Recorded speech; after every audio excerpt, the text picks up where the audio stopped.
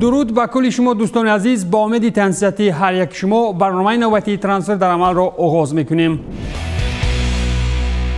ردبول زالزبورگ نیز با سیر دادن چهره‌های نوین فوتبالی به مثال تاکومو مینامینو، ارلینگ هالند و همکنون دومینیک ساباسلای از مکتب خویش به عالمیان نشان میدهد که خریداری از این تیم استرالیایی هم به مثال فروشکاری از آیاکس و تیم‌های پرتغالی هیچ کمی ندارد. این مورد باشد نفری تیم پیشرفت بوندسلیگای استرالیایی ردبول زالزبورگ دومینیک ساباسلای را به توپ تیم اروپایی گسیل کرد. فوتبالباز 20 ساله مجارستانی با همین از ترک ردبول زالزبورگ اعلان داشته، هرچند که نسبت این بازیکن خود رئال مادرید هم توجه خاص داشته بود، ساباسلای در تیم دیگری ردبول ادامه فعالیت ورزشی میکند. پیشتر باشد رسانه‌ها به صورت وریانت‌های احتمالی برای گزارش ساباسلای تیم‌های رئال، باواریا و آرسنال را میگفتند، ولی اخیراً ردبول لیپزیگ را ساباسلای انتخاب کرد. در خصوص گزارش دومینیک ساباسلای بر ردبول لیپزیگ سرچشمه‌ها از اسکای اسپورتس و بیلد هم گفته بودند. همین طریق ردبول لیپزیگ از امضاکنی شرطنامه با دومینیک ساباسلای تا سنه 30 ایون سال 2025 امضا نموده، فوتبالباز مجارستانی در صف برزگاوان از نیمه دوم موسم برآمد خواهد کرد. در خصوص این گزارش باشد سامانه رسمی اربی لیپزیگ اعلان نموده ساباسلای در تیم نوش رقم 17 خواهد گرفت. با گفته سامانه ترانسمارک، ترانسفر ساباسلای از ردبول زالزبورگ بر ردبول لیپزیگ بر عوض 20 میلیون یورو سنه 1 ینوار سال 2021 عملی خواهد شد. ساباسلای باشد در موسم جاری در صف زالزبورگ 8 گل و 10 پرتافت گل‌آور با آمار گرفته است. هرچند که فرصت‌های اخیر در خصوص بازگشت احتمالی کوینسی پرامس به اسپارتاک سخن می‌رفت، باشگاه مسکوگی اخیراً خود در این مورد توضیح داد. نوابسته به آنکه اسپارتاک میتواند از سرمربیش دومینیکو تدسکو محروم شود، ولی بر زمین آنها کوینسی پرامس را به دست آورده‌اند.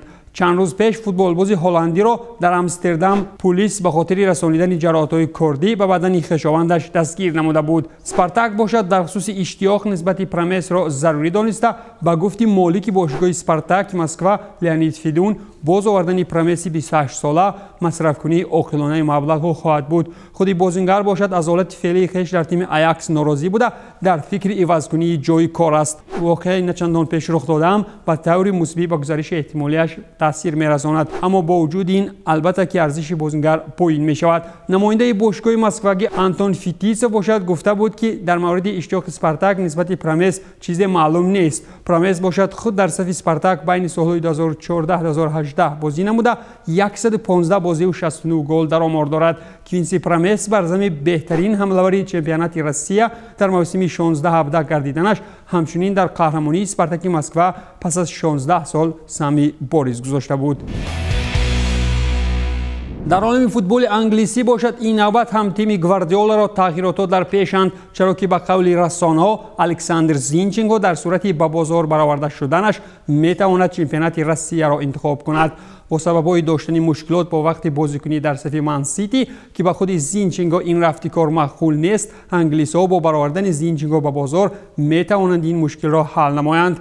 با قول نشریه 90 minutes.com، سرمربی باشگاه انگلیسی من سیتی خوسپ گواردیولا برای حمایتگر اوکراینی منچستر سیتی کفالت داده نمیتواند که همه وقت زینچنکو را در هیئت اساسی جای دهد و از این رو بازیکن اوکراینی را میتوانند به فروش برانند. اشتیاق نسبت زینچنکو باشد نه تنها از جانب تیم‌های روسی به چشم میرسد، بلکه دسته‌های دیگری از انگلیا، ایتالیا، اسپانیا و آلمان هم در طلب این بازیکنند. زینچنکو باشد در صف منچستر سیتی از سال 2017 این جانب برآمد نموده. در موسم سال‌های 2021 فوتبالباز تنها 5 بازی گذرانیده است. از سال 2015 تا سال 2016 باشد الکساندر زینچنکو در صف اوفا میدانداری کرده بود.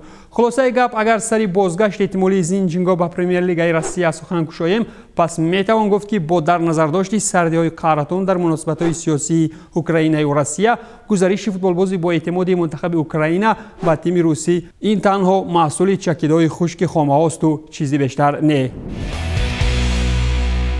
با نزدیک شوی کشاده شوی روزانه زمستانه ترانسفری، سر و صداها در خصوص تغییرات کادری لیورپول هم بیشتر میشوند و اینجا بخصوص برای دوستداران محمد صلاح که یکی از نشانهای اساسی ابردست‌های اروپایی به حساب می‌رود، یک مطلب مهم داریم. عین حال صف لیورپول باوری بخش و پرقوت به چشم می‌رسد، اما آوازها از آن زیادند که سرخ‌ها با مقصد عملی کنی گزارش امباپه باید که از میان سگانه خط حمله یکی را به فروش برآورند و اینجا باید از میان سالا، فیرمینیو و مانه کدام از آنها به چمپیونات اسپانیا سفر کند. ماز در همین مورد محمد سالا در گزارش احتمالیش به پریمیر انیخترش به ریال و بارسلونا را چنین طور شرح داد: هیچ وقت نمیدونی که در آینده چی می شود، اما عین حال من دقتم را به آنی روانه کردم که باری دیگر پریمیر لیگ و لیگ قهرمان‌ها را به دست آورم. کلی چیز در دست باشگاه است و من می‌خواهم کلی رکوردها را تگ دست کنم، اما کلی چیز در دست خود لیورپول است، گفته است سالا وقتی مصاحبه با نشریه آیس. از برای خلق که احتمالاً دیگر دست به گریبانشوی معنی ندارد، زینیت و پورتو این نوبت بهر بازیگری دیگری برزیلی وارد صحنه رقابت میشوند. با تئوری دیگر گریم اولین بازیگری نوخرید زمستانی در تیم زینیت میتواند که حمله‌ور برزیلی گریم یا پپه بگردد، اما از برای این باید که رقابت را بر دیگر تیم پیروز شد. در برابر تیم روسی در خریداری این برزیلی 23 ساله همچنین پورتو و سویل هم اشتیاقمندند. گریمیو هنوز در وقتی گزارش‌های تابستانه نقشه داشت که 20 میلیون یورو به دست می‌آورد، اما عین حال راهبریت باشگاه ارزش بازیگری خویش را 15 میلیون یورو اعلام کرده است. اطلاع می‌دهد گول. در مورد پرقوت‌شوی زینیت سخن نماییم. پیشتر اندری ارشاون از آن گفت که زینیت در زمستان 3 موقع میدانی را پرقوت خواهد کرد. پپه باشد در موسم جاری 12 گل در 25 بازی در صف گریمیو به ثمر رسانیده است. ریال مادرید باشد بر آن است که با دیوید آلابا شرطنامه امضا نماید تا که در آینده این استراگی تواند خود سرخیو راموس را در میدان عوض کند. ماز با همین مقصد در مادرید احتمالیت امضا کنی شرطنامه را با آلابا در تابستان می آمد مورد آموزش قرار دادند، اما طلبات‌های بلند پولی فوتبالباز استراگی کار را مشکل کرده است. از این رو ریال تا حال به فکر زده است. گزارش احتمالی آلابا بر ریال با آن مشکل می‌گردد که دیوید می‌خواهد در تیم شاهانه سالانه 12 میلیون یورو کار کند و این هم بدون بودن پرداخت‌های اندازی. اطلاع می‌دهد آیس.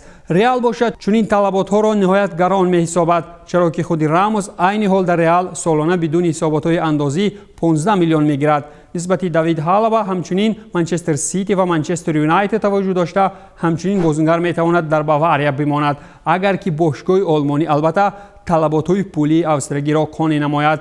استراگی 28 ساله باشد، در صف باواریا از سال 2009 برآمد نموده در بوندسلیگا موسم 2021 12 بازی و 1 گل در آمار دارد.